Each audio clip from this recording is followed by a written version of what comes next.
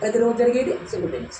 Everyday ప్రతిరోజు, always ప్రతిరోజు, frequently తరచుగా, రెగ్యులర్లీ ప్రతిరోజు, ఆఫెన్ తరచుగా, జనరల్లీ సాధారణంగా, యూజువల్లీ సాధారణంగా, కామన్లీ సాధారణంగా, క్యాజువల్లీ క్యాజువల్ తప్పు రాశాను ఇక్కడ, CASUA అలా క్యాజువల్లీ, సమ్ టైమ్స్ అప్పుడప్పుడు, రేర్లీ అరుదుగా, హార్డ్లీ నెగిటివ్ వర్డ్, హార్డ్లీ మరి rarely, hardly, scarcely, never, seldom ఇవన్నీ కూడా నెగిటివ్ వర్డ్స్. ఎప్పుడు కూడా చెయ్యము అని చెప్తాం కదా, అలాంటి వన్స్ ఏ వీక్, ట్వైస్ ఏ వీక్, వారానికి ఒకసారి, 2 సార్లు, లేదా థ్రైస్ ఏ వీక్, వన్స్ ఏ మంత్, వన్స్ ఏ ఇయర్, అలాగే వీక్లీ వారానికి ఒకసారి, మంత్లీ నెలకు ఒకసారి, ఇయర్లీ సంవత్సరానికి ఒకసారి, ఆన్ సండేస్ మొదలైనటువంటి క్లూ వర్డ్స్ కానీ కనిపిస్తే సింపుల్ ప్రెజెన్స్ వాడాలి. ఇది ఓకేనా.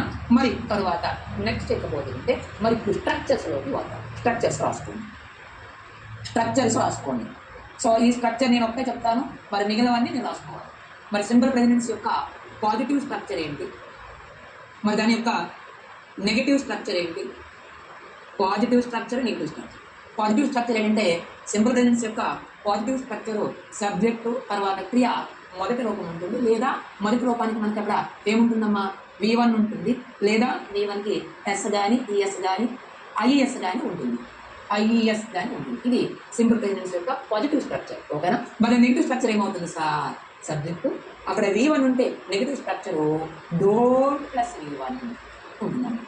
V1కి negative don't plus V1, don't plus V1. మరి V1కి SRES కానీ ఉంటే దాని యొక్క negative doesn't plus V1, doesn't plus V1.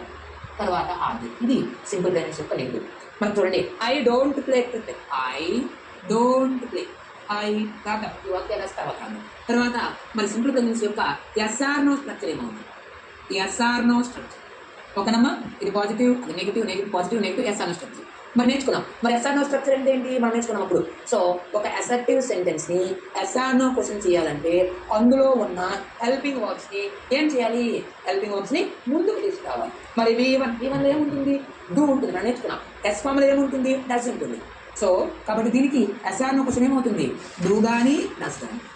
V1 కానీ ఉంటే డూతో ప్రారంభించాలి, S ఫామ్ కానీ ఉంటే డస్తో ప్రారంభిస్తాం. తర్వాత సబ్జెక్ట్ ఉండాలి, తర్వాత V1. Very very important. ఎలాంటి స్ట్రక్చర్ మీకు అడుగుతున్నారు, ఈ మోడల్లో మీకు ఒక ఎగ్జాంపుల్ ఇచ్చేసి మరి మనం టెన్స్ అయిన తర్వాత నేర్చుకున్నాం. మరి ఆ ఎగ్జాంపుల్స్ కూడా డిస్కస్ చేద్దాం, ఎలాంటి బుక్ అడిగారు. మరి ఇది పాజిటివ్ SR/NO క్వశ్చన్ అన్నమాట. So this is positive SR/NO question structure ఇది. మరి నెగటివ్ SR/NO క్వశ్చన్ స్ట్రక్చర్ ఏమవుతుంది, నెగటివ్ SR/NO క్వశ్చన్ స్ట్రక్చర్ ఏమవుతుంది, డూ డస్ నాట్. మరి సబ్జెక్ట్ తర్వాత ఉండాల్సిన అదైనా కాదండి. సో ఏదైనా కరెక్ట్.